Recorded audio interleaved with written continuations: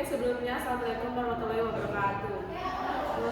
Berdirinya kami di sini ingin mempresentasikan hasil diskusi kelompok kami, yaitu tentang biaya standar. Sebelum memasuki pembahasan, alangkah baiknya akan memperkenalkan diri. Saya Ramadil dengan NIM akhir 042. Saya Lukman dan Mawalid dengan NIM akhir 232. Saya Denny Majalah yang dengan NIM akhir 242.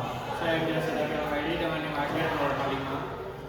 Nah, masuk materi, apa sih biaya standar itu? Biaya standar itu adalah biaya yang ditentukan di muka, yang merupakan jumlah biaya yang seharusnya dikeluarkan untuk membuat satu-satunya produk atau untuk membiayai kegiatan tertentu di bawah asumsi kondisi ekonomi, efisien, dan faktor-faktor lain tertentu.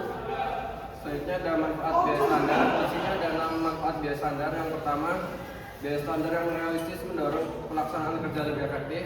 Yang kedua, membantu analisis penyimpangan sebagai alat kontrol aktivitas perusahaan. Yang ketiga, memungkinkan perbaikan sehingga dapat menekan biaya. Yang keempat, membantu perencanaan kegiatan perusahaan yang lebih matang. Yang kelima, membantu pengambilan keputusan yang lebih tepat. Dan yang terakhir, mempermudah administrasi sehingga biaya administrasi dapat ditekan. Selanjutnya ada kelemahan biaya standar. Yang pertama, ketepatan atau pelonggaran standar sulit ditentukan secara tepat. Yang kedua, standar cenderung kaku atau tidak fleksibel. Yang ketiga, kondisi produksi sering berubah, tetapi standar jarang diperbaiki. Yang keempat, perubahan standar dapat menimbulkan masalah persediaan. Ini ada prosedur penentuan biaya standar. Berikut akan dibahas prosedur penentuan biaya standar yang dibagi dalam 3 bagian, antara lain yang pertama, biaya bahan baku standar. Biaya bahan baku standar ditentukan dari catatan masa lalu atau penyelidikan teknis. Jumlah material dihitung dari unit barang, jadi dikalikan ke satuan ukuran material. Harga yang digunakan adalah harga saat ini atau harga normal yang akan datang sebagai harga standar. Yang kedua, biaya tenaga kerja standar. Biaya tenaga kerja standar terdiri dari jam kerja dan tarif upah standar. Jam kerja ditentukan dengan mempertimbangkan waktu istirahat, penundaan, dan kelelahan kerja. Sedangkan tarif upah berdasarkan jenis pekerjaan, tingkat kecepatan, dan rata-rata upah per jam. Yang ketiga, biaya overhead pabrik standar. Biaya overhead pabrik memiliki beberapa kapasitas, yaitu yang pertama, kapasitas normal, yang kedua kapasitas standar, dan yang ketiga kapasitas sesungguhnya. Selanjutnya ada analisis biaya bahan baku. Terdapat 3 model selisih biaya bahan baku langsung, yaitu model 1 selisih, 2 selisih, dan 3 selisih. Yang pertama, model 1 selisih atau one way model. Selisih biaya sesungguhnya dan standar digabung, tidak dipisah, dan kuantitas. Rumusnya, selisih total sama dengan harga standar dikali kuantitas standar dikurangi harga standar dikali kuantitas sesungguhnya. Baik, pada slide selanjutnya yaitu analisa selisih biaya bahan baku. Yang kedua, model 2 selisih atau the two way model. Selisih antara biaya sesungguhnya dengan biaya standar dipecah menjadi 2 macam selisih, yaitu selisih harga dan selisih kuantitas.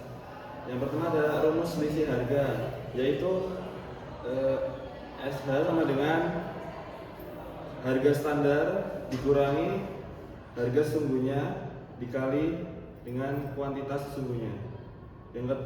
Rumus yang kedua, selisih kuantitas. SK sama dengan kuantitas standar dikurangi dengan kuantitas sesungguhnya dikali dengan harga standar.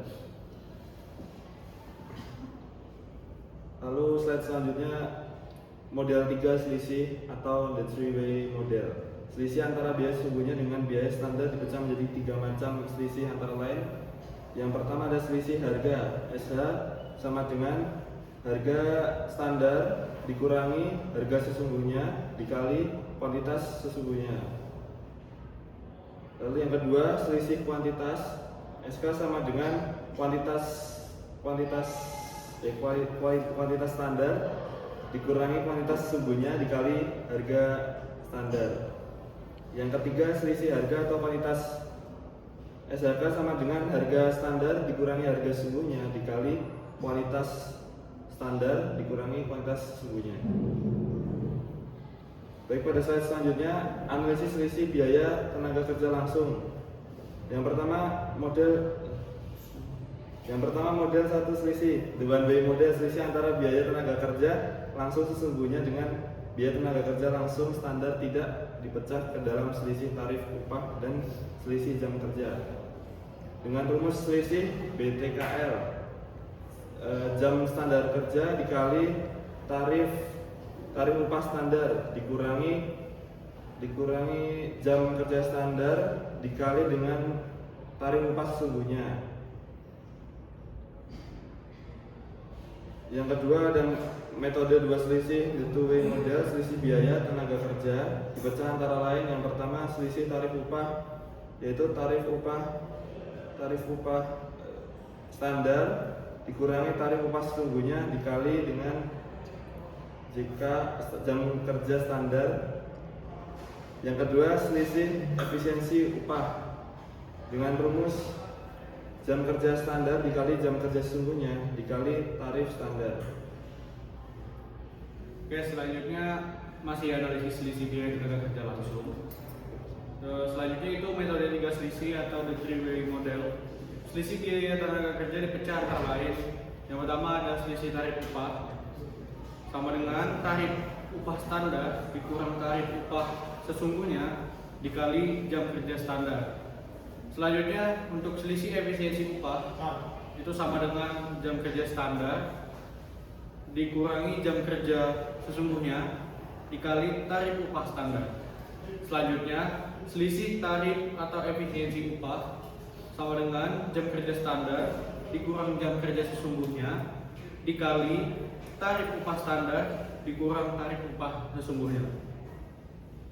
Selanjutnya itu untuk selisih biaya overhead pabrik. Perhitungan selisih BOP menggunakan kapasitas normal untuk tarif, sedangkan pembebanan ke produk menggunakan kapasitas sesungguhnya, sehingga analisis selisih dipengaruhi kapasitas standar.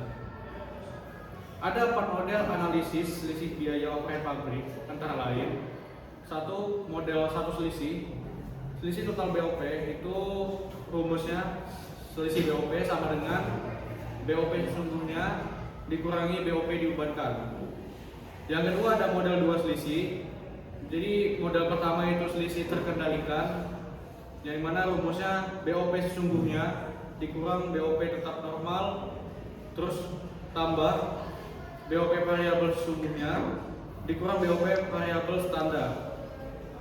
Untuk jenis selanjutnya itu ada selisih volume yang dengan rumus jam normal dikurang jam standar dikali tarif BOP tetap. Yang ketiga itu ada model 3 selisih. Ya, jenis pertama ada selisih pengeluaran dengan rumus BOP sesungguhnya dikurang BOP yang dianggarkan. Jenis selanjutnya itu selisih kapasitas dengan rumus kapasitas normal dan kapasitas normal dikurang kapasitas sesungguhnya dikali tarif BOP tetap. Jenis selanjutnya yaitu selisih efisiensi dengan rumus jam standar dikurangi jam sesungguhnya dikali tarif BOP. Nah, untuk model yang terakhir itu ada model 4 selisih. Nah, dari pengembangan dari model 3 selisih, yang pertama itu ada selisih pengeluaran dan kapasitas. Terus itu sama seperti model 3. Selanjutnya ada jenis selisih efisiensi variabel dengan rumus selisih efisiensi dikali tarif BOP variabel. Yang terakhir ada jenis selisih efisiensi tetap dengan rumus selisih efisiensi dikali tarif BOP tetap. Sekian dari presentasi kami, kurang lebihnya mohon maaf. Kami akhiri. Wassalamualaikum warahmatullahi wabarakatuh.